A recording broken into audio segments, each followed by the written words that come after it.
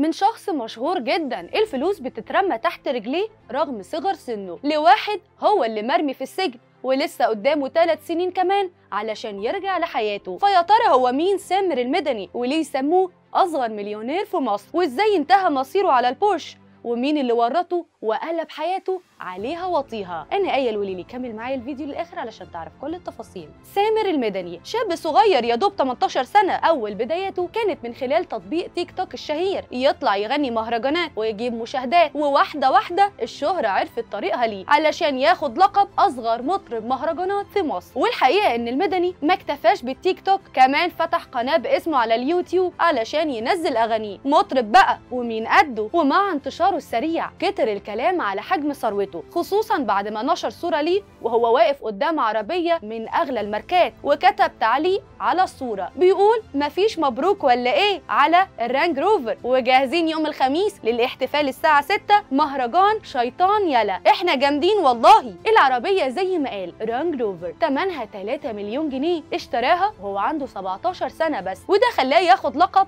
اصغر مليونير في مصر. بس ده برضه استفز الناس اللي بدأوا يسألوه انت جبت الفلوس دي كلها منين وازاي جبتها؟ وفي اللحظة دي اصغر مطرب مهرجانات في مصر اتضايق جدا من الهجوم عليه ورد على المنتقدين وقال لهم انتوا ما تعرفوش العربية دي جت بعد تعب قد ايه، انا كنت بشتغل ومش بنام الليل، ودي مش تحويشة العمر، ده انا اشتقلبت في المهرجانات من سنين، بس دلوقتي مركز في دروسي علشان الامتحانات لان ساعتها كان في تانية ثانوي. بس برضه الناس فضلت وراه، خصوصا انه استمر في نشر صور بتبين قد ايه هو معاه فلوس وعايش عيشه فل الفل، وكله من ورا الافراح والمهرجانات، ده غير الارباح من قنواته على اليوتيوب والتيك توك بعد وصول عدد المتابعين لملايين. لكن دوام الحال من المحال، ودلوقتي حياة سامر المدني اتقلبت من 7 سما ل7 أرض، ومش هتصدق مين اللي ورطه. وواضح كده ان ابوه كان متجوز من واحدة في السر وحصل بينهم خلافات، ولما المشاكل زادت اكتر رجله جت في الفخ. مرات الاب قدمت بلاغ في سامر وابوه وشخص ثالث كمان، اتهمتهم بالتعرض لاخوها وحبسه، وكمان تصوير فيديو باللي عملوه معاه علشان يعايروه بيه للابد. وفعلا المتهمين اتعرضوا على النيابة ومنها لمحكمة جنايات الجيزة اللي أصدرت حكمها أخيرا بحبس سامر المدني مطرب المهرجانات وأبوه والشخص الثالث، وده لمدة 3 سنين، وده بعد اعترافهم بالواقع بعد ما مسكوه وهو واقف قدام بيتهم في الطلبية وهو بيبعت رسالة من تليفونه بيشتمهم فيها. فهل تفتكروا سامر المدني بعد طلوعه من السجن هيكمل رحلة الشهرة والملايين ولا كده خلاص راحت عليه؟ شاركونا برأيكم في التعليقات.